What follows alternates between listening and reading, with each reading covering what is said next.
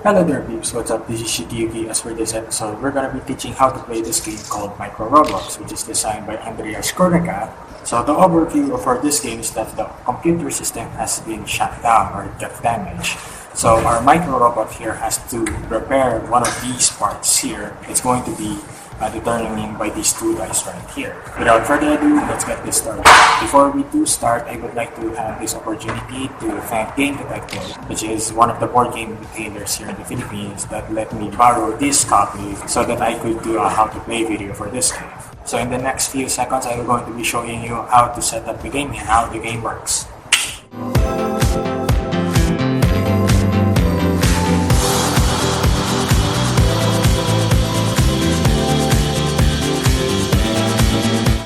So this is the initial setup of the game and all of the components in the game besides the rulebook.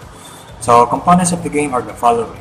This is your modular board. There are 4 of each, and it is also two-sided. So meron siyang copper side at saka yung silver side. And then this is your micro robot here. Will be placed outside the board first, including with the starting transparent tokens here, which is where the micro robot starts with. And then these are your transparent victory chips. So the objective of the game is to collect 5 of these. Once you collect that one, which is you officially win the whole game. Then the flavor for this game is that we do have these 2 dice here. One die is numbered from 1 to 6, and this die here is color coded. So during setup of the game, we're gonna be rolling these 2 dice here. In this case, I got a pink one. So your starting transparent token will be placed here, and then you roll for the second location, which is the second location is the red 5. So one victory token is going to be placed on that specific color. So the mechanic of this game is that you have to find of how the robot would start from this side up to this side. But the catch is that you have to find the robot where it's going to be going in mentally. So you cannot do it physically. So you have to think it in your mind of how the robot moves going here at the end destination for this victory point right here. So there are 3 prerequisites that you have to follow or you have to do whenever you're going to be doing the mental math or the mental moving of the repair robot right here.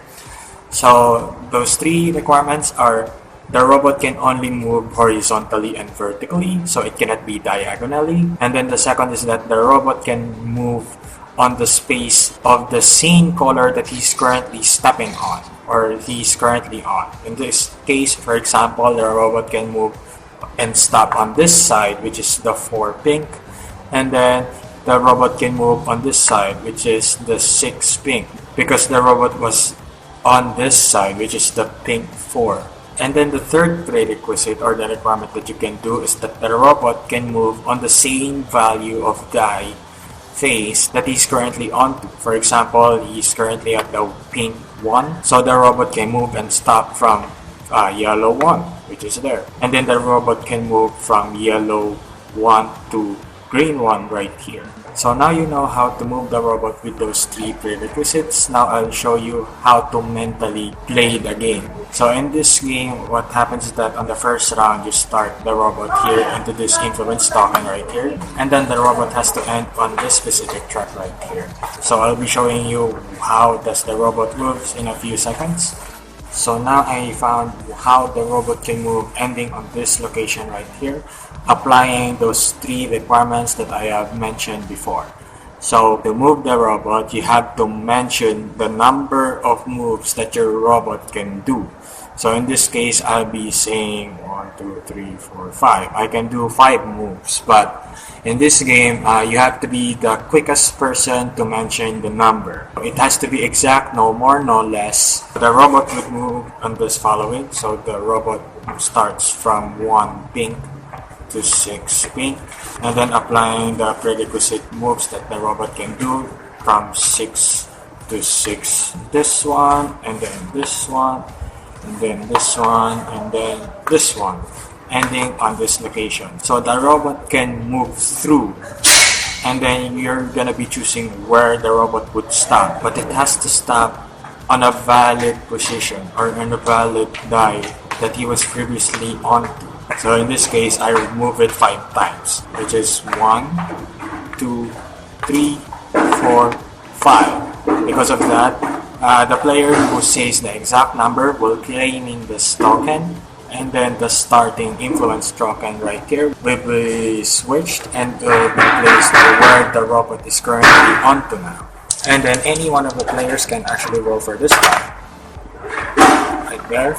And then you place the transparent chip here on this side because of the dice that show the color and the number right there. In this case, yellow 2. So you're gonna keep doing this until one player gets to reach 5 victory points, or if the victory points here has run out. If you didn't catch of how the move works, which is I'm going to be showing you how to move on the second run. So in this case, so what happened is that the robot can move in 3 moves just to end here.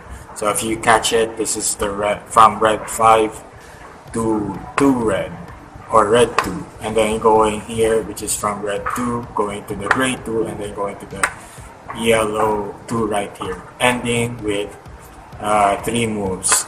And then whoever gets to guess that will be claiming this token right here and go for the new location, which is this one, 6 white. Now there's a variant for this game to make the game a bit more difficult. So again, applying the normal rulings in the game, you're gonna be rolling the first location. For example, this is what I rolled, and then you'll be put here.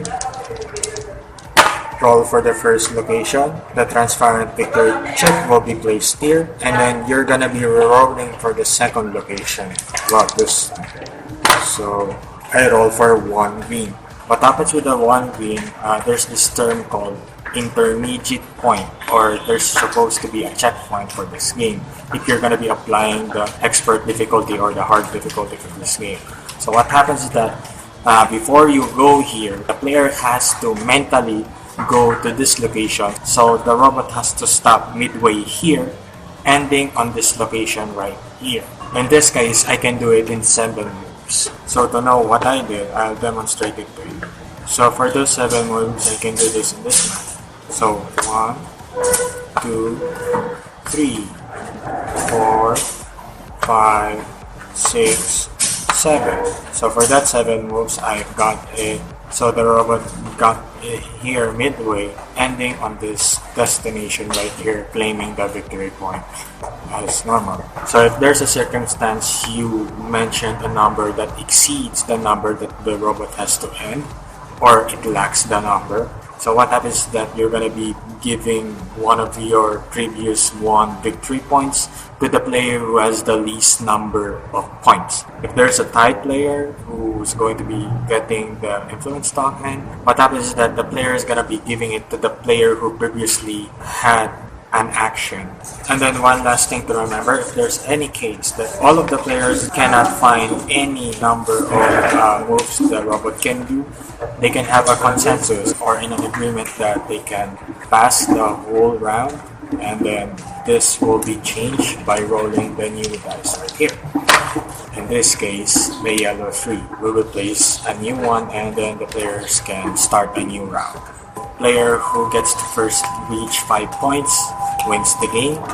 If the victory points runs out, compare the number of points. Whoever has the most points wins the game. If there are 2 or more players who have the same number of victory points, there's no tiebreaker for the game as all players share the victory. And that's how you play microrobots. Now before I end this video, you can actually use this microrobot here to one specific game called Ricochet Robots. So this is actually the mini version of Ricochet Robots, which is consumes most of the cable right there. So if you want to know the variant of how this microrobot can be used in that game, I'll leave that to you to read the rules of the game. And that wraps up for this video. So to end this video, if you do have any more suggestions or comments, please do drop it here below. Subscribe to my channel if you want to see more of my real life updates and in my gaming related content. Like this video if you do like it, and then spread this video if you do have someone who is into board gaming or someone who may like this game. And we're done for this video. Again, this is ShikiYuki signing off, and I hope to see you soon in my next video. Without further ado, I do give you my best regards. Cheers!